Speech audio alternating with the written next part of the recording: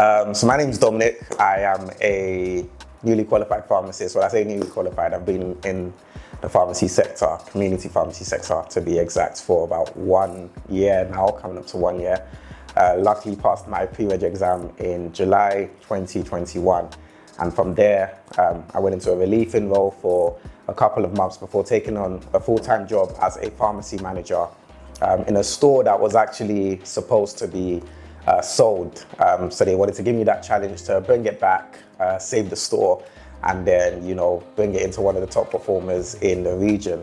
It's not an easy task, as easy as it might sound. Pharmacy in itself, community pharmacy, has changed quite a lot in the last couple of years, from literally just, being a pharmacist, doing your legal and clinical checks and making sure everything behind the pharmacy is okay, to now making sure the whole store is okay. That's including staff and everything else that comes with it. I think one thing I've really realized that I think bugs me quite a lot is the unfairness in the community pharmacy sector as a whole, as things have actually progressed and changed.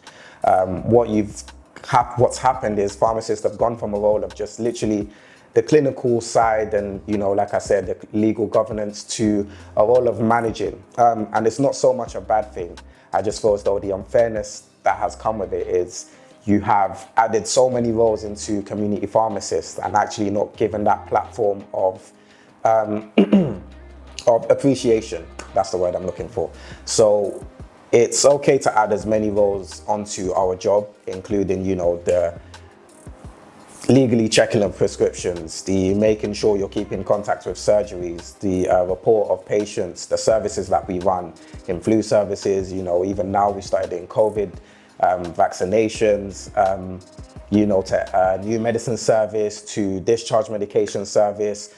There's all of these whole heaps of stuff that we've had to do. And now what has been added is management duties, such as making sure the pharmacy is actually running, making sure the pharmacy is actually generating revenue, staff rota, staff time, staff holidays, all of these things that also take up quite a lot of time. So all these roles have been added, but what hasn't been added is the support and the money. I think if you speak to anyone recently, what you will notice is quite a lot of pharmacies have been struggling, simply because we as pharmacists don't feel appreciated.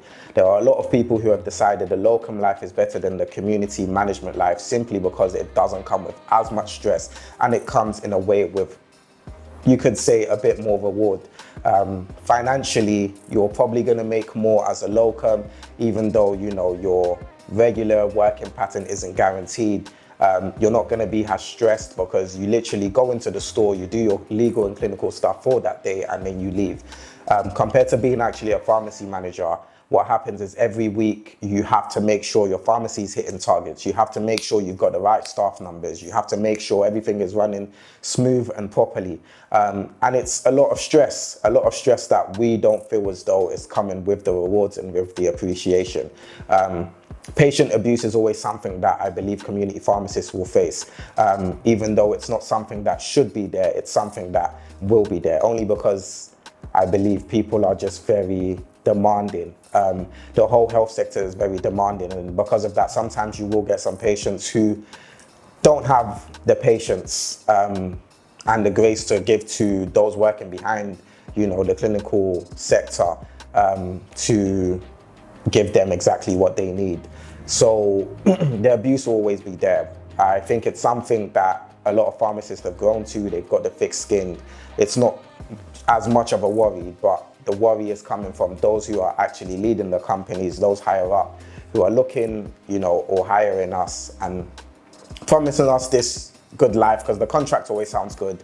Always sounds as though you'll have these hours, you'll have these staff members, but the little fine details of when those staff is actually available, how the store has been running the last 2 or 3 years, everything that's going on isn't really there. And then when the support is needed, it's not something that we see quite a lot. I believe it's a bit unfair to bringing this back to the locum versus community pharmacy managers. It's very unfair to say you are willing to pay locums £50 an hour, £60 an hour for you know, a daily shift and then switch it onto your managers and say, well, because you've got a permanent contract with us, we refuse to pay you above £26 an hour. It's a slap in the face in a way, because you want us to, you know, grow your business. You want us to provide all the services that locums on the other hand won't do, but you're unwilling to actually give us the you know, the pay that makes the job feel worthwhile. And I think that's what you're seeing in a lot of young pharmacists, and even the modern day and older pharmacists actually leaving the community sector and going into that freelance role to become their own, you know, employers. They don't have the stress of having to deal and, you know, having to talk about their contracts, having to talk about wages, having to talk about, you know, their salary increases. They simply work for what they want to work for. And I actually believe it's a benefit, because some of us do actually care. Some of us as pharmacy managers do actually want to see the store succeed. So a lot of us are putting our foot down and we are trying to stay firm and trying to stay, you know, as strong as possible. But when there gets to a point where you have enough, and I think that's what we're starting to see, because because of the difference in financial gain. What you're seeing is a lot of people are transitioning into that self-employed role, and it's pretty sad. If you walk around, you know, a certain community, there's meant to be a pharmacy at least 20 minutes from each corner, and what you will see is probably, you know, 25% of the time one pharmacy will be closed for that day, simply because nobody has decided to pick up the locum shift and they don't have a pharmacy manager. Why is this? They're refusing to pay the locums the rate that the locums want, and nobody wants to take on that pharmacy management role because the salary doesn't meet what, you know, the role expects from them. So we're seeing that unfairness, and we're seeing that a lot of new age pharmacists are now deciding maybe community is not the way. Even though the community is probably one of the most important, you know, sectors in terms of healthcare, because we are the primary candidates that you will come to for your health before going to see your GP, before going to see your doctors, you know, or before even going to A&E. We are the first people on that corner that you can come in, get some medical advice for, and if we need to refer you, but we can save you quite a lot of time with the knowledge that we have. It's sad to see that a lot of us have gone through the stages of learning, the 5-6 years of, you know, getting that qualification, and then coming in and not feeling like you're being appreciated for actually giving back to, you know, the community. It's not something that we're happy with. It's something that you can see is changing the whole pharmacy sector around. All you have to do is just look around and ask people who are involved in the pharmacy sector and see how unfair and how unhappy they actually are regarding the whole situation. I think a change needs to be made. I think some power needs to be given back to pharmacy managers. I think some appreciation needs to be given back to pharmacy managers, and not even pharmacy managers, just in general, the whole team and the whole staff who work in community pharmacies.